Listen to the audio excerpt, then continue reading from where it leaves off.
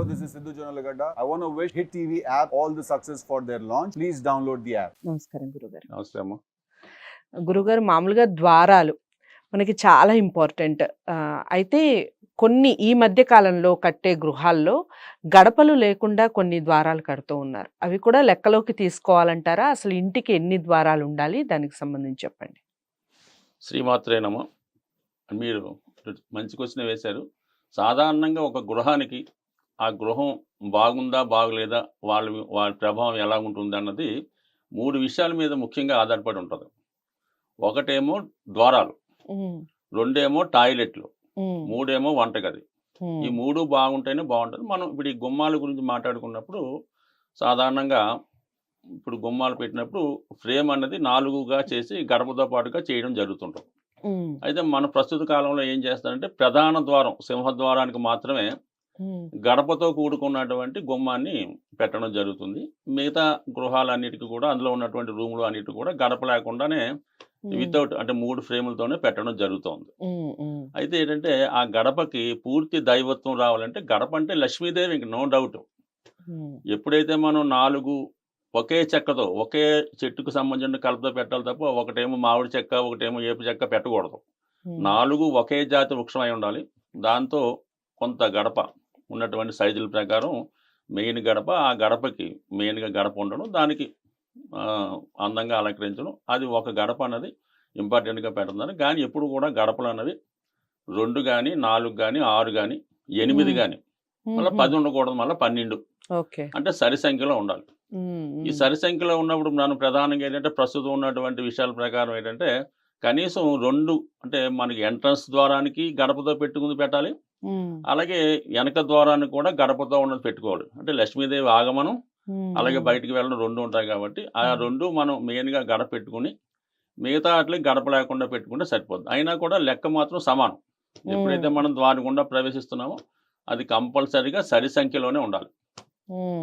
6 సాధారణంగా 8 ఆ విధంగా ప్లాన్ చేసుకోవడం మంచిది. గడప లేకపోయినా కౌంటింగ్లో వస్తుంది. సాధారణంగా ఏంటంటే ఈ గడప మెయిన్ గడపకి ఏంటంటే 2 పక్కల కూడా కిటికీలు పెట్టడం అన్నది ఒక సాంప్రదాయం అన్నమాట. అంటే అక్కడ అర్థం ఏంటంటే మామూలుగా ఈ మెయిన్ గడప అన్నది మనం ముక్కు అనుకుంటే ఈ కుడి ఎడమలు 2 కళ్ళు మాట. సో వాటి మీద కూడా ప్రభావం చూపిస్తుంది మాట. ఆ ఇంట్లో పిల్లలు ఆ కిటికీలను బట్టి ఆ ఇంట్లో ప్రథమ సంతానం, ద్వితీయ సంతానం, ఆడపిల్లలు మగపిల్లల యొక్క వ్యక్తిగత కూడా చెప్పచ్చు. అలాగే గుమ్మాన్ని బట్టి ఆ ఇంటి ఇళ్ళాల కోసం చెప్పొచ్చు. ఆ గుమ్మం మనం వెళ్ళగానే చక్కగా పసుపు రాసి ముగ్గులు పెట్టి ఉందంటే she will be very all right యజమానురాలు. కొద్దిగా బాగలేదు, చెదపట్టి చికాకు ఉంది, ఏం దానికి అలంకారం లేదు అంటే గుమ్మంలోనే చెప్పొచ్చు కొద్దిగా ఇంట్లో లక్ష్మీ కళ తగ్గిందని. సో అందువల్ల ఏంటంటే 2 ప్రధానంగా పెట్టుకొని మిగతా అన్ని లేకుండా పెట్టుకోవచ్చు. అయితే ఈ గడపల విషయంలో కొంతమంది ఒక పక్కన కిటికీలు పెడతారు గురుగారు, ఒక పక్కన పెట్టరు. అలాంటి వాటి వల్ల ఏం అది కూడా తప్పే ఉంటుంది. కానీ ఇప్పుడు చిన్న స్థలాలు రావడం సామరస్యపూర్వకంగా అలా పెడుతున్నాం. కానీ మొత్తం మీద ఏంటంటే 2 ఈ మధ్య కలిపే చేస్తున్నారు. మెయిన్ డోర్కి 2 పక్కల కూడా కిటికీలు పెట్టి చేయడం వల్ల దానికి ఒక ప్రభావం పాజిటివ్ ఏర్పడుతుంటుంది. 2 లేనప్పుడు ఒక కన్ను బాగా కనబడి ఒక కన్ను బాగా కనపడితే ఏ విధంగా ఉంటుంది ఆ విధంగా ఉంటుంది. సో ప్రతి దానికి శాస్త్రం ఉంది. అయితే ఈ తప్పు ఉంటే మాత్రం ఖచ్చితంగా ఇది జరుగుతుందని మాత్రం చెప్పలేం. ఆ ఇంట్లో ఆ కుటుంబంలో ఎవరో ఒకరికి ఏదో ఒక సమయంలో ఇబ్బంది కలగవచ్చు. సాధారణంగా ఒక గృహంలో వాస్తు దోషం ఉన్నప్పుడు ఆ వాస్తు ప్రభావం యొక్క ఇంపాక్ట్ ఎవరో ఒకళ్ళ కుటుంబంలో అనిపిస్తుంటారు. చాలా వరకు అంటే ఇది ఉమ్మడి కుటుంబాలు ఉన్నప్పుడు పెద్ద కడపలు ఉన్నప్పుడు ఆ ఇంట్లో ఎవరో ఒకరు పెళ్లి కాకుండానో అనారోగ్యంగానో ఉంటూ ఉంటారు. అతను ఉన్నంతకాలం మిగతా వాళ్ళందరికీ కూడా బాగుంటుంది. అంటే ఆ వాస్తు యొక్క చెడు ప్రభావాన్ని అంతా ఆ వ్యక్తి అనిపిస్తూ ఉంటాడు. ఎప్పుడైతే ఆటోమేటిక్గా అతను బయటికి వెళ్ళిపోయాడు ఇంకోటి మిగతా వాళ్ళ మీద ప్రభావం చూపిస్తుంటది. అది కూడా కామన్ గా జరుగుతుంటది. ఏదైనా వాస్తు ప్రభావం అనేది ఇల్లు కట్టిన ఎంబట్నే వస్తుందని మాత్రం గ్యారంటీ లేదు. 7 సంవత్సరాలు 7 సంవత్సరాల లోపు ఒకసారి వస్తుంది. ఇంకా కొద్దిగా ఎక్కువ ఉంటే 7 సంవత్సరాల తర్వాత వస్తుంటది. ఇంకా బాగా అందవికారంగా బాగా సమస్త దోషాలతో కడితే ఎంబటినే చూపిస్తుంది. అంటే ఆ కుటుంబం ఇంట్లో దిగినట్టే భార్య భర్తలు గొడవ రావడం, భార్య ఇంటికి వెళ్ళిపోవడం, బయటికి వెళ్ళిపోవడం, లేదా ఆ పిల్లవాడో పిల్ల అమ్మాయో ఈ లవ్ మ్యారేజ్ చేసుకుని జంప్ అవడం, ఇలాంటివన్నీ కూడా ఎంబటినే కనపడుతుంటాయి. అయితే వ్యక్తిగత జాతకంలో కూడా ఇది సపోర్ట్ చేస్తుంటుంది. ఆ సపోర్ట్ చేసినప్పుడు మాత్రమే జరుగుతుంటాయి. సాధారణంగా మన సొంత గృహం ఎటువంటి వాస్తు దోషాలు ఉన్నాయో మనం ఎక్కడికి వెళ్ళినా, మనం మీరు ఒక లాడ్జీలో దిగినా లేదంటే వెంకటేశ్వర టెంపుల్కి వెళ్ళి అక్కడ సత్రంలో దిగినా కేవలం మీరు హోటల్లో భోజనం చేసిన ఇవన్నీ కూడా మీ ఇంట్లో ఎటువంటి వాస్తు దోషం ఉందో అటువంటి వాస్తు దోషం ఉన్న వాటిలోకి మీరు వెళ్తుంటారు. అంటే అవే ఓకే. మిమ్మల్ని ఆకర్షిస్తుంటాయి. ఓకే. కామన్గా మీరు ట్రై చేసుకుంటే అలా జరుగుతుంటుంది. సో అది మనకి అట్రాక్ట్ అవుతుంటుంది. మనకి అలా ఎన్నో హోటల్ కనబడుతుంటాయి. మనం ఏదో దానికి వెళ్తామంటే అక్కడ మన వాస్తు అక్కడ సబ్జెక్ట్ అవుతుంటుంది మనం. ఓకే. ఓకే. ఆ విధంగా ఈ అంటే వాస్తు జ్యోతిష్యానికి వాస్తుకి ఆ లింక్ ఉంటుందంటారు. 100% జ్యోతిష్యం కూడా వాస్తులో ఒక భాగమే. అది ఓకే. కామన్ గా జరుగుతుంటది. హ్మ్. అలాగే మనం జరుగుతున్నటువంటి దశ బట్టి కూడా ఉంటది. హ్మ్. మనం ఏదో రాహు దశ ఏదో జరుగుతుంది అనుకోండి, అప్పుడు మనం ఇలాగ నైరుతి ప్రాబ్లం ఉన్నట్టు ఇంట్లో దిగడం, పడమర దిక్కున్న ఇంట్లో దిగడం జరుగుతుంటది. ఓకే. అలాగే దక్షిణం ప్రాబ్లం ఉందనుకోండి, దక్షిణ ప్రాబ్లం తరచు కూడా ఏదో గొడవ వచ్చి పోలీస్ స్టేషన్కో హాస్పిటల్కో తిరుగుతూ ఉంటాం. అంటే అవి అట్రాక్ట్ చేస్తుంటాయి అలాగా. ఆ దిక్కును ఓకే. బట్టి కంపల్సరీగా సంబంధం ఉంటది. అది నమ్మినా నమ్మకపోయినా తప్పదు. ఇదే నిప్పు ఉన్నది, అది చిన్న పిల్లవాడు ముట్టుకున్నాడు బాబు పిల్లవాడికి తెలియదు అని కాలకుండా మాంది కదా. అందుకని ఎప్పటికైనా ప్రభావం నమ్మినా నమ్మకపోయినా రావడం జరుగుతుంది. నా డేస్లో మరి మిగతా కమ్యూనిటీ వాళ్ళు కూడా కొంతవరకు విశ్వసిస్తున్నారు. విశ్వసించే వాళ్ళు కొంత ముస్లిమ్స్ ఓకే. కానీ క్రిస్టియన్స్ కానీ విశ్వసిస్తున్నారు. సో ఏదైనా నమ్మిన వాళ్ళకి నమ్మినంత నమ్మకపోతే ఏం చేయలేం. అవును. అది నడుస్తూ అయితే ఉంటుంది. గురువుగారు ఇప్పుడు మీరు మాట్లాడుతూ ఒక మాట అన్నారు. ఇంటికి ప్రధానంగా ముందు సింహద్వారం, ఆ తర్వాత వంటగది, ఆ తర్వాత టాయిలెట్స్ అవును. అన్నారు. వంటగదికి సంబంధించి చెప్పండి. అంటే వంటగది ఏ విధంగా ఉండాలి? ఎన్ని అవునండి. ద్వారాలు ఉండాలి? వంటగది అన్నది ఏంటంటే మామూలుగా సాధారణంగా ఇప్పుడు ఉన్నటువంటి ఇళ్లలో హ్మ్. తూర్పు ప్రధాన సింహద్వారం అయినా ఉత్తర సింహద్వారం అయినా కూడా ఆగ్నేయంలో కుదురుతుంది. ఆగ్నేయంలో పెట్టుకుంటున్నారు. హ్మ్. హ్మ్. సరే ఆగ్నేయంలో పెట్టుకున్నప్పుడు ఏంటంటే సింహద్వారం సాధారణంగా ఏంటంటే దానికి గుమ్మం పెట్టక్కర్లేదు. హ్మ్. కామన్‌గా కానీ చాలా మంది పెడుతున్నారు అది కదండీ! అది హ్మ్. పెట్టుకుంటే లెక్క సరిపోతే పెట్టుకోవచ్చు. హ్మ్. కానీ దానికి ఓపెన్‌గానే పెట్టుకోవచ్చు. హ్మ్. అయితే ఇప్పుడు కూడా ప్రస్తుతం కొంతమంది ఓపెన్ కిచెన్ పెడుతున్నారు. అవును. ఈ ఓపెన్ కిచెన్ పెట్టడం వల్ల ఏంటంటే మొత్తం ఆ మెయిన్ హాల్ అంతా కూడా కిచెన్ కింద వచ్చి కంపల్సరీగా ఆ కుటుంబంలో తర్వాత కొన్ని రిలేషన్ ప్రాబ్లమ్స్ వచ్చే అవకాశం ఉంది. సో హుహు. అందువల్ల సాధారణంగా ఓపెన్ కిచెన్ అన్నది ఒకసారి ఆలోచించాలి. కొంత ఎక్కువ సంవత్సరాలుగా మీరు 5, 6 సంవత్సరాలుగానో 10 సంవత్సరాలుగానో ఓపెన్ కిచెన్ వాడుతుంటే ఆ భార్యాభర్తల మధ్య ఎటువంటి రిలేషన్ ఉంది, ఏమైనా చిన్న చిన్న చికాకులు ఉన్నా కూడా అబ్జర్వ్ చేసుకొని ఎప్పుడు కూడా ఈ ఆగ్నేయంలో ఉన్నటువంటి వంటగది చిన్నదిగానే ఉండాలి. పెద్ద హ్మ్. డామినేట్‌గా కాకుండా చిన్నదిగా ఉంటూ మనకు సరిపోయే విధంగా ఉంటేనే మంచిది. అయితే ఎప్పుడు కూడా ఆగ్నేయం ఈ వంటగదికి కంపల్సరీగా ఈ 2 డోర్‌లు ఉంటాయి. దానికి అవతల దానికి డోర్ పెట్టుకుంటారు. హ్మ్. బయటికెళ్ళడానికి ఇంటర్ హ్మ్. అక్కర్లేదు. ఓకే. అది వంటగది వరకు ఏంటంటే మనం ఆగ్నేయంలో పొయ్యొచ్చేలా పెట్టుకుంటే చాలు. చిన్న చిన్న హ్మ్. సామాన్లే పెట్టుకోవచ్చు. ఏదైనా కొంచెం వెలుతురు బాగా వచ్చేలా చూసుకోవాలి. ఆ ఓకే. తూర్పు పెట్టడం వల్ల తూర్పు నుంచి వెంటిలేషన్ వస్తది కాబట్టి అది బావుంటది. హ్మ్. ఇక నెక్స్ట్ ఆప్షన్ ఏంటంటే వాయువులో కూడా పెట్టుకోవచ్చు. ఉత్తర వాయువులో పెట్టుకోవచ్చు. అది ఉత్తర వాయువులో వంటగది పెట్టుకోవడం వల్ల ఏముందంటే, నిరంతరం ఇంట్లో చుట్టాలు రావడం.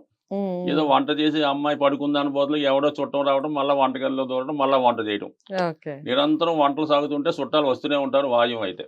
హ్మ్. హ్మ్. సో, అందువల్ల ఏంటంటే సాధ్యమైనంత వరకు తూర్పు ఈశాన్యంలో వంటగదే బావుంటది. వాయువులో అంటే ఒక విధంగా చుట్టాలు రావడం మంచిదే గానీ, మరి నౌ ఏ డేస్‌లో హ్మ్. ఇదంత యోగ్యం కాదు కాబట్టి ఒక దారది. కొంతమంది నైరుతిలో కూడా వంటగది పెడుతున్నారు. హ్మ్. సో, అది కూడా చాలా ఇబ్బందికరంగానే ఉంటది కొన్ని సందర్భాల్లో. నైరుతిలో మనకెప్పుడు కూడా మాస్టర్ బెడ్‌రూమే ఉండాలి తప్ప, ఇలాంటి వంటగది పెట్టడం వల్ల కొంత ఇబ్బందులు కూడా వచ్చే అవకాశం ఉంది కాబట్టి, సాధ్యమైనంత వరకు ఆగ్నేయం, వాయువు పెట్టుకోవచ్చు. పెట్టుకొని సాధారణంగా మామూలు సింగిల్ రూమ్ అయినా కూడా ఆగ్నేయంలోనే పెట్టుకోవాలి.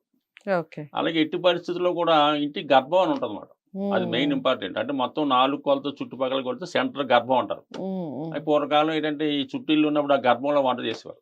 హ్మ్. ఆ గర్భం అన్నది వాస్తు పురుషుని యొక్క స్టమక్ మీద వస్తది కాబట్టి, ఎట్టి పరిస్థితుల్లో కూడా ఆ ఇంటి గర్భంలో వంట చేయకుండా చూడాలి. ఓకే. అలాగే గర్భంలో టాయిలెట్స్ కూడా రాకుండా చూడాలి. హ్మ్. ఇవన్నీ చిన్న చిన్నయి. అయితే ఈ 100 గజాలు, 50 గజాలకి పెద్దగా వాస్తు చేయలేకపోతున్నారు. అయినప్పుడు కూడా కొద్దిపాటి ప్రభావం ఉండే అవకాశం అయితే ఉంది. ఓకే. ఇక టాయిలెట్స్ విషయం. టాయిలెట్స్ హ్మ్. ఎక్కడ ఉండాలి? ఎన్ని దానికి కూడా ఇప్పుడు అటాచ్డ్ బాత్రూమ్స్ అదే. అదే. మాక్సిమం ఉంటున్నాయి హ్మ్. కాబట్టి ఎక్కడ ఉంటే మంచిదంటారు? ఇక టాయిలెట్స్ అన్నదే వెరీ ఇంపార్టెంటు. అంటే పూర్వకాలం మనకి పెద్దవాళ్ళు రాసినటువంటి వాస్తు శాస్త్రంలో ఇంటి బయటే టాయిలెట్లు ఉండేవి.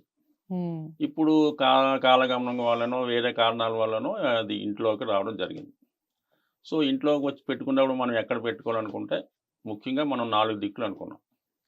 ఈ 4 దిక్కుల్లో తూర్పు అన్నది ప్రధానమైనది. సూర్య భగవానుడు దానికి అధిపతిగా ఉంటాడు. అది ఆరోగ్యం మీద, యజమాని మీద నడుస్తూ ఉంటది. హ్మ్. అందుకని తూర్పు మొత్తం ఈ పక్క నుంచి ఆ పక్క తూర్పు వైపు ఎట్టి పరిస్థితిలో కూడా తూర్పు గోడ కానించి తూర్పు గోడకి టచ్ అయ్యి ఎట్టి పరిస్థితుల్లో కూడా టాయిలెట్ అన్నది పెట్టకూడదు. పెట్టామంటే మాత్రం కంపల్సరీగా ఆ ఇంట్లో యజమాని నిరుద్యోగం మారడం కానీ ఏదో కారణాల వల్ల ఇబ్బంది పడడం కానీ జరుగుతుంటుంది. అందువల్ల తూర్పు అన్నది అసలు పెట్టకూడదు. ఓకే. దాని తర్వాత ఇందాక ఉత్తరం అనుకున్నాం కదా, ఉత్తరం కుబేర స్థానం కాబట్టి ధనస్థానం కాబట్టి ఉత్తర గోడకి ఉత్తరం వైపు ఆ నుంచి పెట్టుకుంటే కంపల్సరీగా ఆర్థిక పరమైన ఇబ్బందులు వస్తాయి. ఆ ఇంట్లో ఉన్న వాళ్ళ పిల్లలకి అమ్మాయిలకు కానీ అబ్బాయిలకు కానీ అవకాశాలు రావు అన్నమాట. ఉద్యోగ అవకాశాలు రావు, పెళ్లి సంబంధాలు రావు. ఆ ఇంటి యజమానురాలకి దీర్ఘకాలికమైన ఒక వ్యాధితో ఇబ్బంది పడుతుంటారు.